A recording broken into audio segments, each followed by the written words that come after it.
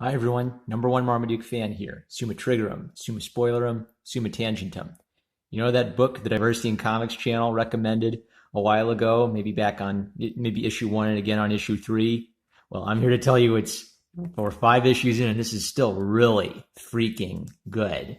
Highest recommendation. When I go to my comic book store, I see all five issues in stock. So go out and get this if you haven't already. It keeps building. So let's do a little storybook time. I mean, I'm just gonna say I'm happy with Goran Parlov's art as usual. He gets like all these neat little details. He has a simple style that's elegant and not overly complicated. The female villainess, she looks really cool. So I'm just digging this. So Frank Castle, the Punisher. This is reminiscing on his time in Vietnam in his first tour of duty, and his platoon has been ordered to extract a dead group of soldiers because they can't leave their dead behind. And there's this really charming little debate between two of the soldiers about whether this was a stupid idea or not. And someone just adds, "You two have been having this argument for 50 years." I like that they're giving each of these old soldiers a bit of their own sketch of the personality. And Frank Castle's captain is a really quiet guy. You get the feeling that he's maybe the second most important after Frank Castle during the Vietnam story. But during the interview, he stays quiet quite a bit and only adds a few comments. So I feel like they're really building up something with him, and it's conveyed just through his silence and the art. So I can't wait to see what his deal is and why he's so kind of hesitant to talk about Frank Castle in Vietnam. So she spies them, and I think she recognizes Frank Castle as the man who ordered an airstrike on her group of snipers, so she's not acting rationally. She's out for American blood.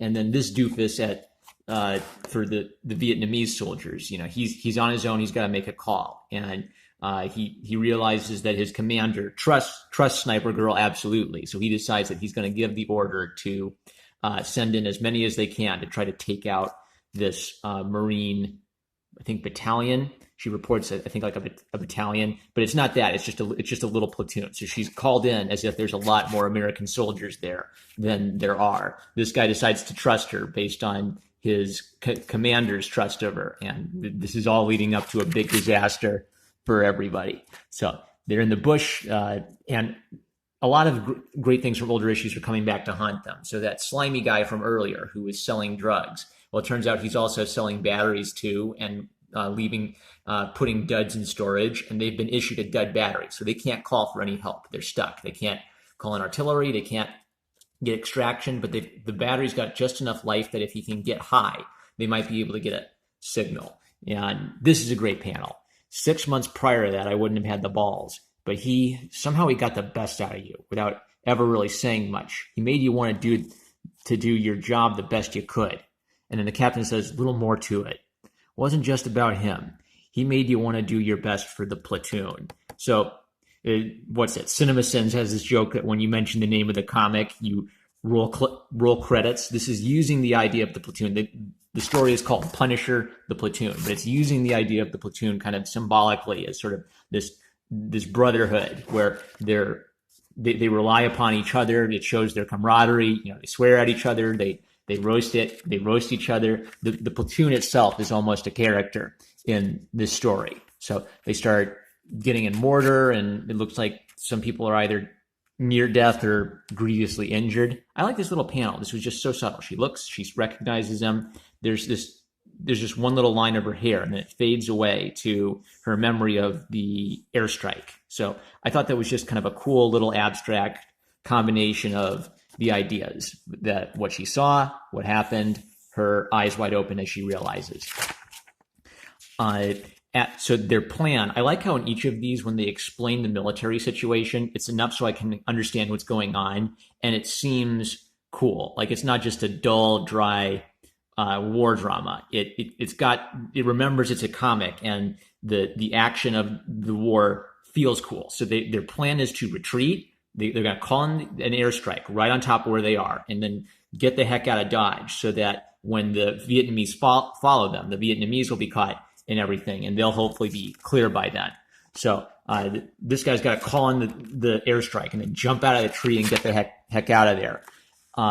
Meanwhile, so they're being interviewed by a book writer, and they haven't shown us his face yet. So maybe this is going to be a reveal of some kind. But the writer is not just interviewing them. He also interviewed the Vietnamese commander to get his perspective on the whole thing. And so the Vietnamese commander remembers, what a travesty this is. This would be a terrible moment in your military career. And I like that he just recognizes that Frank Castle's platoon is very well run by seeing Castle's opponent recognize Castle's competence. We have reinforced to us that Frank Castle is a very competent officer.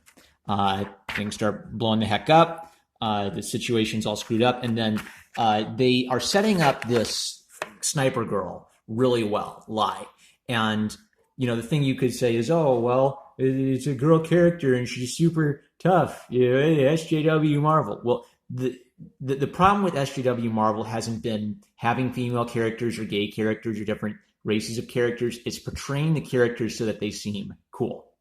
So this is actually a flawed character. This is a character who is, she has talents that the commander recognizes, and he wants to culture her into a command position, probably based on her intelligence, but she's being stupid. She's letting her emotions govern her. And rather than do what's strategically smart, she wants to kill as many Americans as possible, and Frank Castle in particular. So she's actually made a very terrible blunder in this book. She's called in an attack that's going to get the Vietnamese completely wrecked by the airstrike. But she is still cool because she does cool stuff. So they kind of just set this up that the commander's trying to guess how the heck she got all the way across. So he says, well, maybe she jumped from tree to tree. That wouldn't surprise me. What's more probable, and I use that word advisedly, is that she infiltrated their position by running through the mortar barrage, then chose a tree and went aloft. So they're just saying off camera that she did something completely badass. She ran through Vietnamese mortar fire to get to the Americans, then climbed a tree so she could ambush one. So this is a badass character. They don't even show all the badass stuff she's doing, but it's set up well. So Summa Spoilerum, go get this book. I'm spoiling everything. Get all 5 of these issues. But it sets up great that she dives down on Frank Castle, and the commander says, Lai means lion, incidentally. So that's not the best face. Parlov has a lot of great stuff, but occasionally he might have a wonky face. But other than that, I'd give, not an A-, I'd give his art a solid A. Excellent. It's pleasing and exciting and detailed to look at through the whole book. And it's got this cool old school feel to it. It's not overly detailed. So this is an example of a female badass character who, the reason I think she feels compelling is that she's flawed and her coolness factor is balanced by her flaws. So Castle what's great about this is so far Castle has been in real command of the situation. He's kind of been, his intelligence and his masculinity has just impressed everybody. And now we're building up to the point where he's facing a life-threatening situation. So is this going to be when Castle's kind of darker side comes out and we see the foreshadow of him becoming the Punisher? I don't know, but this has been a really sick build-up. It's given me something exciting every issue. And I am so stoked for issue 6. I'm #1 Marmaduke fan. This has gone from enjoyable to a highest recommendation with issue 5. Get you some Punisher the Platoon. Love you guys and catch you later.